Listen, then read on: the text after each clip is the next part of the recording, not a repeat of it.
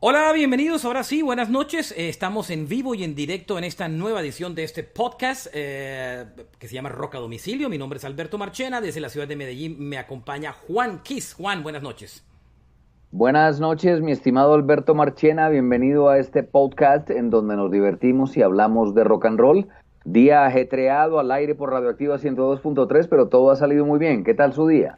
Todo muy bien, Juan. Hoy vamos a hablar sobre esas bandas que han cambiado de vocalista a través de la historia del rock por diferentes razones, bien sea porque su vocalista murió o simplemente porque se pelearon entre ellos y hubo algún cambio. Entonces, ese es el tema que vamos a hablar hoy.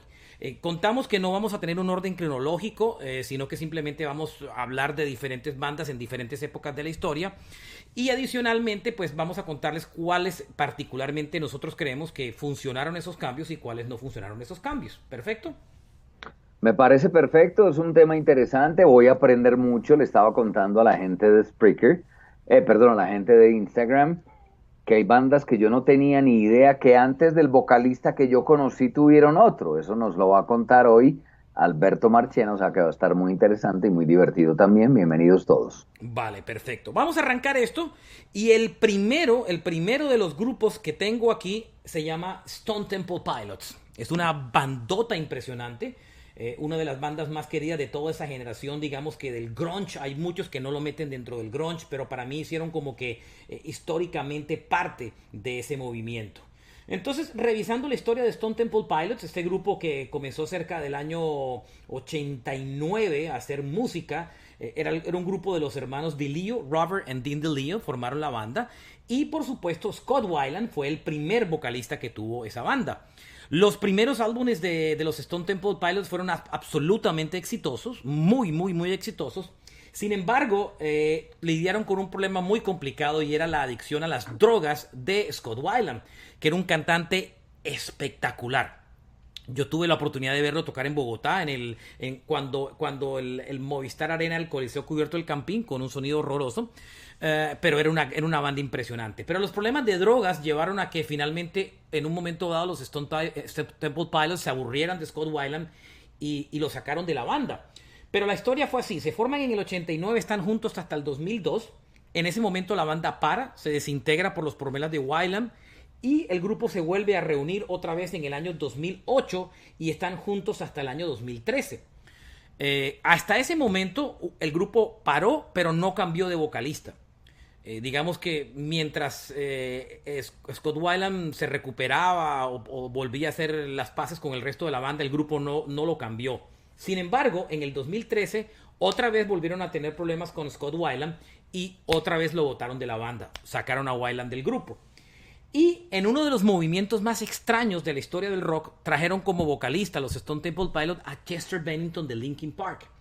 Increíble. Nadie se imaginó que podían traer otra vez a otro vocalista y se traen a Chester Bennington, que está con la banda más o menos entre el año 2013 hasta el 2015. No alcanzan a grabar, Juan, ningún disco. Digamos que graban una canción por ahí que aparece, un cover y digamos que algunas cosas que aparecen grabadas como en YouTube, pero no graban discográficamente nada. Pero Chester Bennington toca durante 2 años consecutivos con el grupo. Esa misma época Chester Bennington abandona su grupo, Linkin Park, y se dedica a los Stone Temple Pilots. Y cuando renuncia en el 2015 a los Stone Temple Pilots, renuncia porque su banda, Linkin Park, vuelve a activarse y le dicen a él, bueno, venga, ¿usted se va a dedicar a Stone Temple Pilots o se va a venir a tocar o va a volver a su banda que usted inició, que se llama Linkin Park? Y Chester Bennington decide abandonar a los Stone Temple Pilots y se queda definitivamente con Linkin Park. Dato Entre otras curioso, cosas, ¿sí? Chester Bennington, me lo contó usted acá en estos podcasts, Era muy fan era fan de Stone Temple Pilots, era un exactamente. O fan. sea, fue un sueño hecho realidad ahí, ¿no? Ahí fue un sueño hecho realidad. Entonces, para él entrar a la banda fue un sueño hecho realidad. Este grupo tiene una característica y es que se ha dado el lujo de ver perder a 2 de sus vocalistas. Porque pierde, por supuesto, a Scott Weiland en el 2015 y en el 2017 pierde a Chester Bennington. ¿Cómo le parece? O sea, increíble, o sea, porque lo pierde 2 años después de haber dejado la banda. Ya había dejado el grupo, pero muere. O sea, tiene 2 vocalistas que han muerto. digamos que si evaluar si el grupo logró sobrevivir después de la época de con Chester Bennington, digamos que no grabaron nada, como ningún disco. Sin embargo, se salieron de gira y la gente fue a ver a Stone Temple Pilots con Chester Bennington. Bennington no cantaba canciones de Linkin Park con los Stone Temple Pilots, solamente cantaba canciones de él. Creo que una que otra vez cantó una cancioncita por ahí colada, pero básicamente era el catálogo de Stone Temple Pilots. Pero recientemente el grupo regresó y ya tienen un nuevo vocalista que se llama Jeff Gott. Este hombre ingresó a la banda en el año 2018 y ya han tenido dos álbumes publicados. El primer álbum se llamó Stone Temple Pilots, que mantuvo la línea misma rockera del grupo. Y recientemente grabaron un disco que lo lanzaron hace algunos meses atrás que se llama Perdida, inclusive lo lanzaron este año, y realmente ese disco sí está perdido, la crítica lo ha acabado, porque el grupo cambió absolutamente todo el sonido, Juan, se volvió una banda medio folky, sonando súper extraño. Solo para que tenga una idea, mire cómo suena hoy en día Stone Temple Pilots.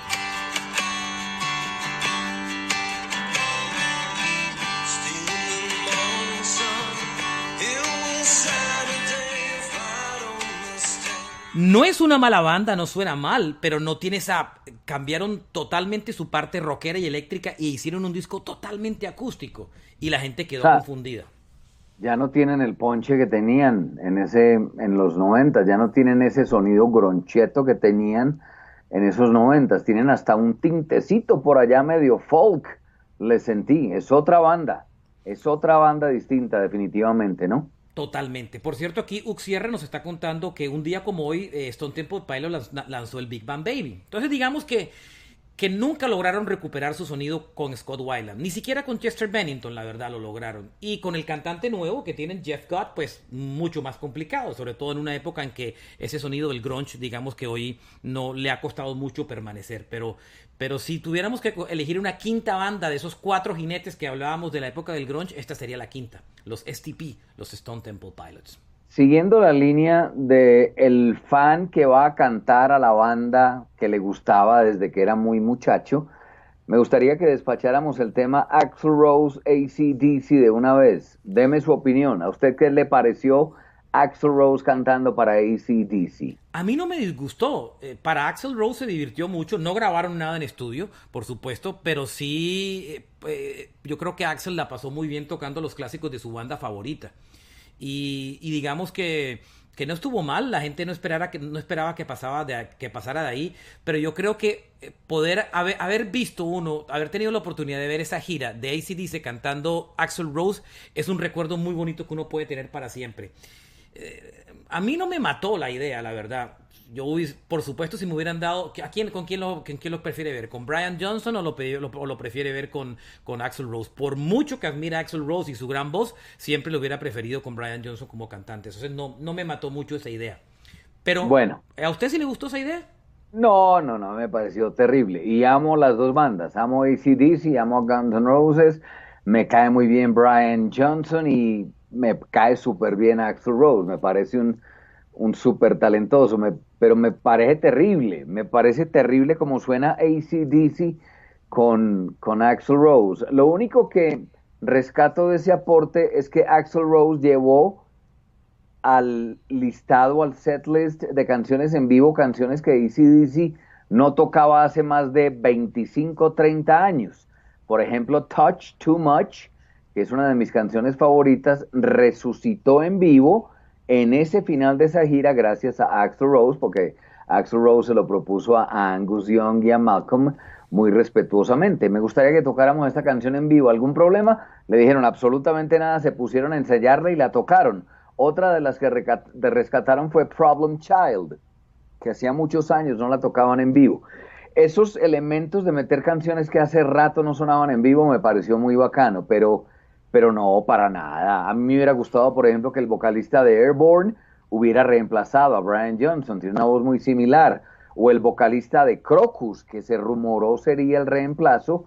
Crocus es una banda que no tuvo mucho éxito, una banda canadiense que no tuvo mucho éxito por allá en los 80s, pero el cantante tiene un registro muy similar al de Brian Johnson, medio mezclado con el de Bon Scott.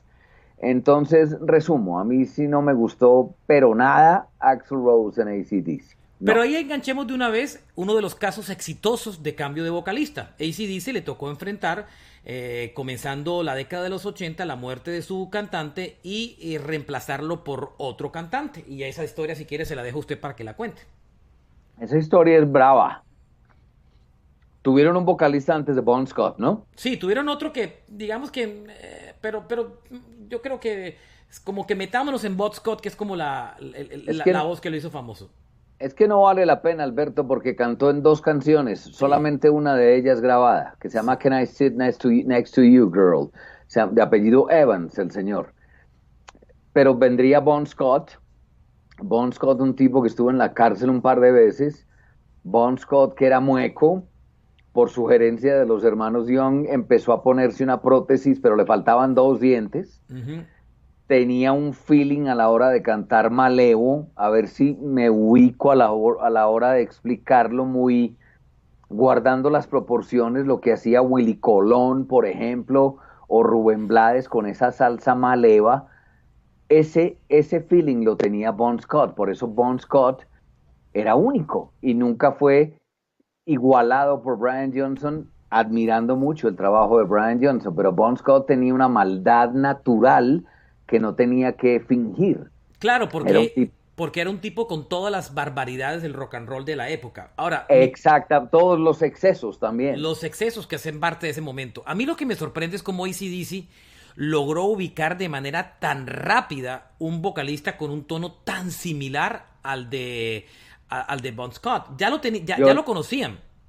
esa es la historia, se la cuento rápido, ya lo conocían y lo más tenebroso de todo es que el mismo Bon Scott fue el que lo recomendó. Alguna vez en una fiesta de la banda con los hermanos Young, les dijo, hombre, si algún día llegara a pasarme algo a mí, la banda sigue. Y segundo, mi reemplazo se llama Brian Johnson y toca en esta banda. Y así fue. Por eso, cuando muere Bon Scott y Angus Young llama a Brian Johnson le cuelga tres veces, como en la Biblia, lo niega tres veces. Te queremos contratar para AC/DC. Go fuck yourself, man. Y boom, cuelga el No teléfono. creía lo que estaba Eso, pasando. no, eso era una broma pesada que le estaban haciendo. Segunda llamada y el teléfono lo coge Malcolm Young. Y vuelve y dice, go fuck yourself, man. I'm not in the mood for jokes. Piérdase que no estoy de ánimo para bromas. Y hubo una tercera llamada nuevamente Angus Young. Y Angus ya se encolerizó un poquito y le dijo, hombre, que te estamos hablando en serio. Que el mismo Bon Scott te recomendó y te queremos como el vocalista de AC/DC. Lo más bonito es que más de la mitad del álbum Back in Black ya estaba listo, con 90% de participación de Bon Scott.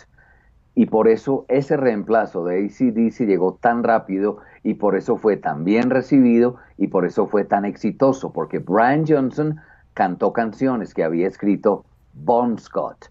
Por eso funcionó tan bien y duró tantos años. Y ese Back in Black es el homenaje perfecto a Bon Scott. Le quiero preguntar antes de terminar, ¿Bon Scott o Brian Johnson? Em, yo creo que yo creo que yo creo que parejo. A mí me parece que Brian Johnson ha hecho un gran trabajo con AC/DC y ha tenido grandes discos. Lo que pasa es que siempre el que muere queda como ¿sí me Esa es entiende? su teoría, esa es una Es mi teoría muy, sí, muy, muy valedera suya, sí. pero me parece que los dos son muy buenos, la verdad. Yo me quiero enganchar del tema de Guns N' Roses que tocó con Axl Rose. Y aunque esto no es una banda que cambió de vocalista, de alguna manera sí lo es. Y me voy a referir a Velvet Revolver.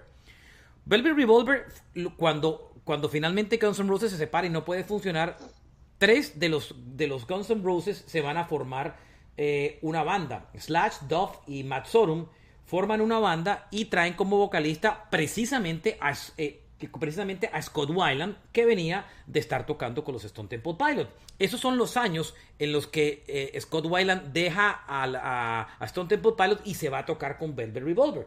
Graban un par de discos y finalmente lo que estaba haciendo Slash y Duff era crear un Guns N' Roses con otro vocalista diferente, con una voz tremendamente potente, y era como pintarle la cara, mira que nosotros también tenemos una buena banda. Hacen un muy buen primer disco y un regular segundo. Uh, Y curiosamente se cuidaron de algo, y es que no cantaron los grandes clásicos. O sea, Weiland no cantaba los grandes clásicos de Guns N' Roses en vivo, ni el Sweet Child of Mine, ni el Welcome to the Jungle. Solamente en los sets en vivo cantaban canciones que grabaron como Velvet Revolver, cantaban inclusive canciones de Stone Temple Pilots, y cantaban un par de canciones de Guns N' Roses. It's So Easy, Mr. Brownstone. Eran las únicas que Cole Weiland quería cantar. No se atrevió nunca Weiland a cantar No Easy to All Mine, ni un November Rain, ni nada de eso por el estilo. Entonces, por eso digo que también puede ser como mirado como una especie como de banda reemplazo, ¿no?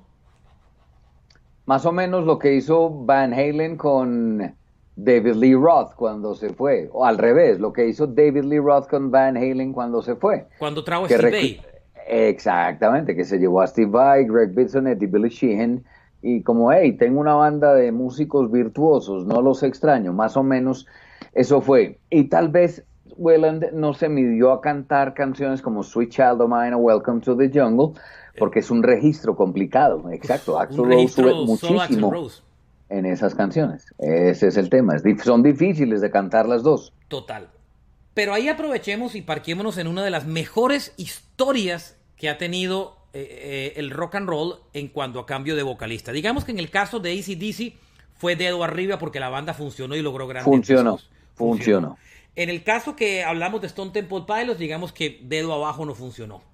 Pero en este caso que viene ahora, y que somos ambos fanáticos furibundos y podíamos hacer un programa solamente hablando de esto, pero vamos a tratar de ser lo más sintético posible, aunque nos cueste trabajo. Otro caso exitoso de cambio de vocalista es Van Halen.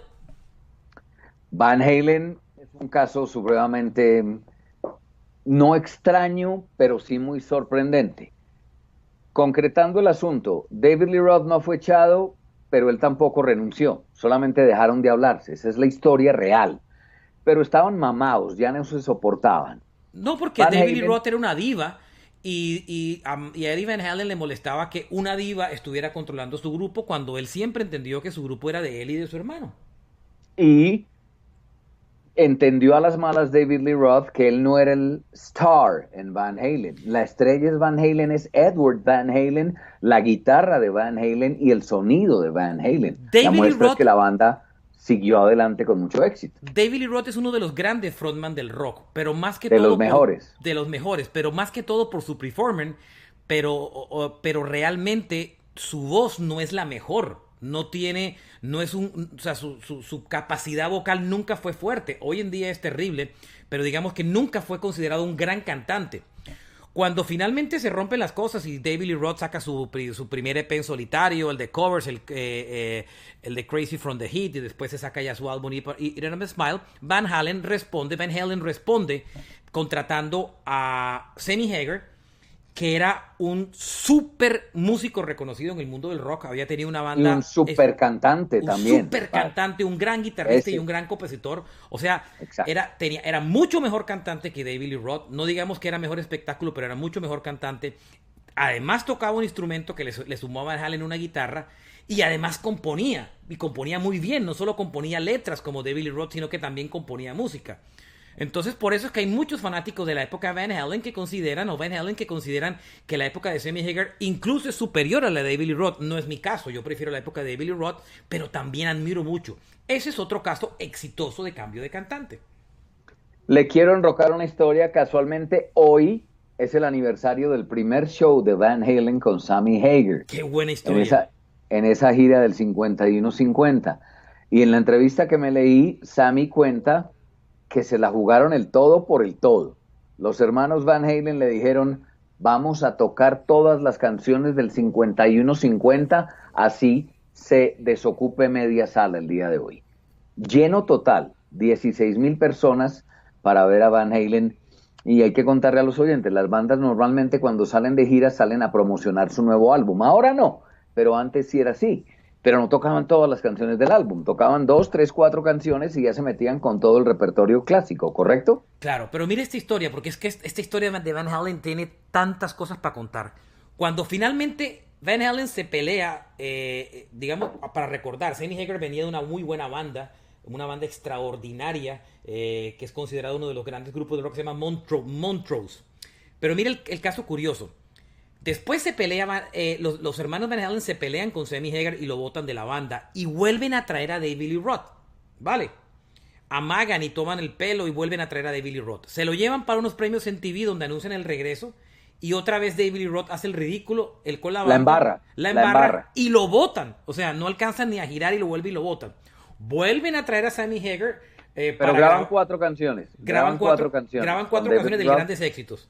Eso, que van en el Grandes Éxitos y son 4 canciones nuevas con David Lee Roth. Claro. Eso es todo lo que hacen con él. Vuelven a traer a Sammy Hagar y hacen gira y toda la historia y todo, pero tampoco la unión dura.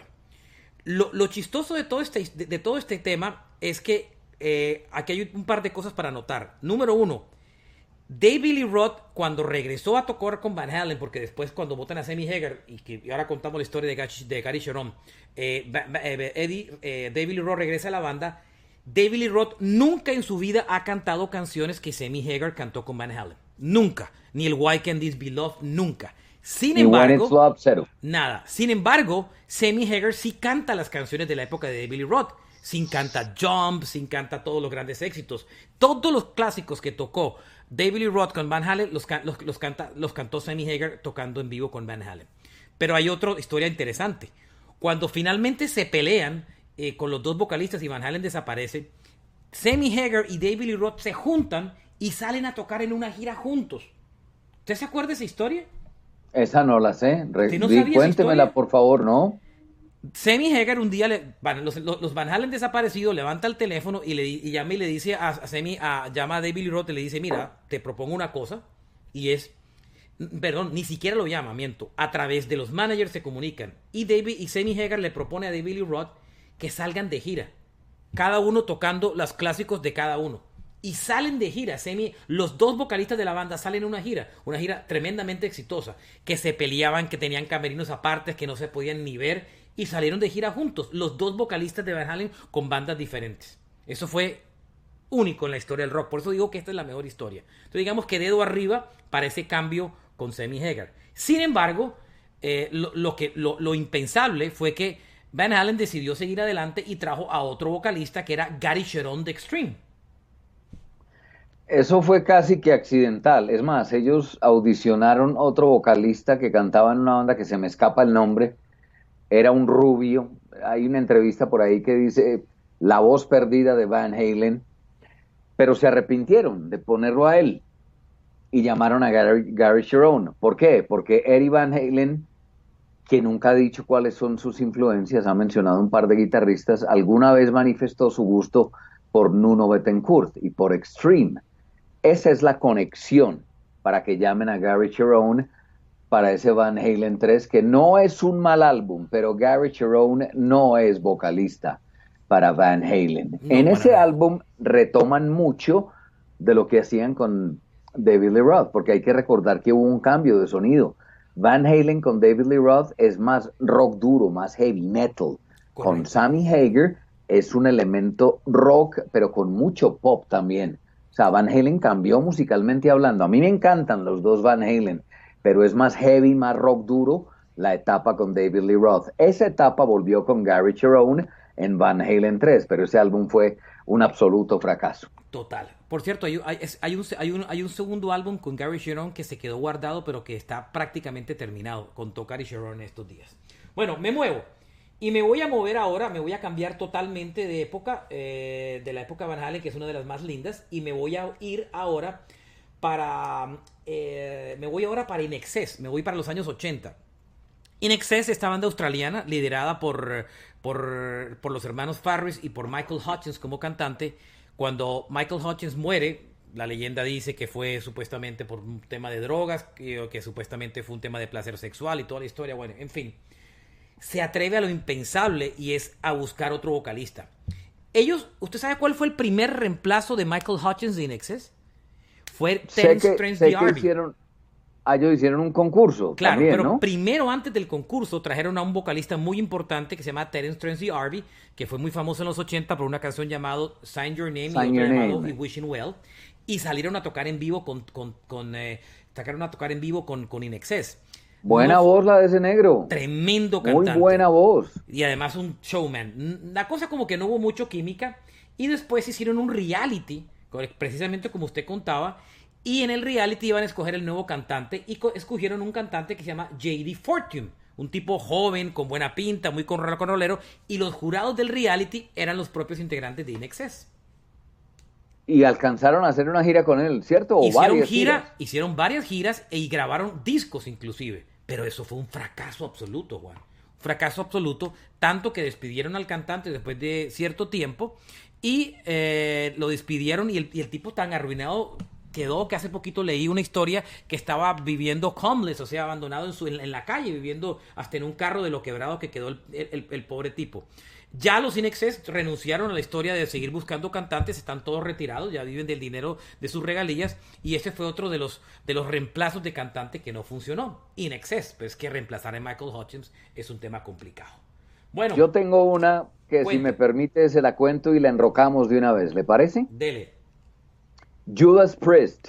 Totalmente. Esa historia es preciosa Priest. También. Esta es maravillosa. Esta historia es muy bonita. Hay una película que se llama Rockstar con Mark Wahlberg, Mark Wahlberg y Jennifer Aniston. Véanse esa película. Esa película está inspirada en la vida de Motley Crue, pero también en la vida de Tim Ripper Owens, el señor que fue encargado de reemplazar a Rob Halford en Judas Priest. ¿Cuál es la historia? Halford, después del Painkiller, dice, no, me quiero ir, quiero armar mi propia banda. Forma una banda que se llama Fight y le va muy bien. Luego forma otra banda que se llama Halford y también le va muy bien. Judas Priest decide buscar un vocalista y no encuentran un reemplazo digno, pero seguían ensayando. Alguna vez, en uno de los ensayos, esto es una historia real, pero oigan lo lindo. En uno de los ensayos, en el estudio de al lado, hay una banda tributo a Judas Priest, cantando canciones de Judas Priest. Paran de tocar Glenn Tipton, K.K. Downing, Dave Hall, Scott Travis, Ian Hill, y se pegan a la pared a escuchar la banda tributo a Judas Priest, y se enamoran de inmediato del vocalista, un muchacho muy joven llamado Tim Owens, a quien le dicen The Ripper. Salen del estudio, entran caminando al estudio de los muchachos y le proponen ser el cantante de Judas Priest a una banda tributo de Judas Priest. Y a su cantante, que en ese momento cuenta la leyenda, cuenta la historia, lloró como un niño, no era capaz de hablar. Tim Ripper Owens, cuando le propusieron alcanzó a grabar a su ídolo. 2 discos con Judas Priest, ¿no? Sí, Jugulator es uno de ellos, que es un muy buen álbum, y otro se llama Demolition. A mí me gustan mucho esos 2 álbumes. Yo creo que el error del por qué no fueron tan exitosos es porque se les fue la mano en el metal. Ya querían sonar muy Slayer. Si hubieran conservado la línea del Painkiller, yo le aseguro que con Tim The Ripper Owens les hubiera ido muchísimo mejor. Pero ese reemplazo es ganador para mí. ¿Le parece? Yo no creo que sea ganador. Para mí creo que fue fracaso porque volvieron a traer a Rod Halford después, ¿no? A mí me parece ganador porque el Jugulator y el Demolition son 2 muy buenos álbumes. Hicieron 2 giras muy exitosas con Ripper Owens. Y después volvió Halford, que es el dios del metal, the Metal God. Claro, lo bueno pero de esa me parece historia, que sonaron bien. Lo lindo de esa historia fue cómo trajeron a un fanático a la banda. Pero a cantar para ellos. A cantar. De los mismos creadores y una historia muy similar, preciosa historia, que también tiene un documental que hasta hace poquito estuvo en Netflix llamado Don't Stop Believing, es la historia de Journey. Muy linda. Cuente esa historia de cómo encontraron a Arnel Pineda, por favor, porque antes hubo otros 2. Sí, la historia es larga. Cuando Journey se arma en los años... Journey es un grupo que se arma con 3 integrantes de Santana, que tocaron en los 3 primeros discos de Santana, que son los mejores. Ross Valerie, Greg Rowley y Neil Sean, ¿vale? Cuando estos 3 se dejan esa banda, forman este nuevo grupo y traen a otros integrantes a la banda. Y el que cantaba en Journey era Greg Rowley, que además era el tecladista. Solo para que ubiquen, Greg Rowley es el que canta Black Magic Woman en Santana. I got a Black Magic Woman. Ese cover de Fleetwood Mac está cantado por Greg Rowley. Era un muy buen cantante. Pero Journey, que estaba firmado por Columbia Records en esa época, no lograba éxito, no le iba bien. Los discos eran conocidos, eran respetados, una buena banda, pero no lograban enganchar. Y la disquera los presionó para que, bueno, ¿qué van a hacer? Porque si el próximo disco no funciona, los vamos a cambiar. Y es cuando vienen y traen a Steve Perry al grupo. Vale, entonces incorporan en Journey durante una época dos cantantes, Greg Rowley y Steve Perry.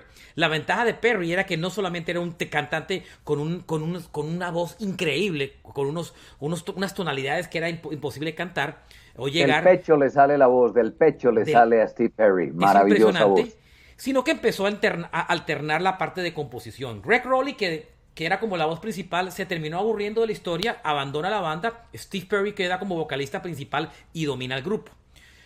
Época de oro de Journey con Steve Perry, le va muy bien, fantástico. Se pelean porque Steve Perry tiene que hacerse una cirugía de cadera y le pide a la banda que por favor le dé acaban de lanzar un disco y que le dé el Razor on Radio, y le pide a la banda que por favor esperen mientras él se hace la operación, y la banda decide no esperarlo, y Steve Perry decide abandonar el grupo. Perry nunca le perdonó ese detalle a la banda. Después regresaron, pero nunca lograron eso nunca funcionó, y empezaron a probar vocalistas. En un momento dado ellos paran durante una cantidad de años, como 6 años, regresan con ese disco, el Trial by Fire. Ahí es cuando tiene el problema de cadera Steve Perry. Que es muy buen álbum, amo ese álbum. Buenísimo álbum. Perry le dice, oígame, por favor, déjenme operarme, y el grupo le dice, no podemos esperarte, y ahí Steve Perry nunca se lo perdonó a Neil Schon. Probaron otros vocalistas. El primero que realmente prueban es un tipo que se llama Steve Agory, que entra a la banda en el año 98. Y físicamente es muy parecido a Steve Perry, entre otras cosas. Pero se burlaban de él porque Steve Agory era de pelo rizado y era físicamente igualito a Steve Perry, pero con el pelo rizado. Entonces decía que era Steve Perry con la permanente. Que es cuando las mujeres lisas se encrespan el pelo. Entonces, ahí está Steve Perry con permanente. Entonces, grabó 2 discos y es el segundo vocalista con más canciones grabadas. No fue un gran vocalista, pero después tuvo unos problemas de salud complicados y le tocó dejar el grupo. Probaron otro vocalista, Soto, que estuvo en un par de giras y no funcionó muy bien, hasta que viene la historia para contar. Un día... Por favor, es una historia real. Parece real. Mentiras, pero es real. La banda Hay un documental. La banda se llama Don't Stop Believing. La banda estaba en su mejor momento.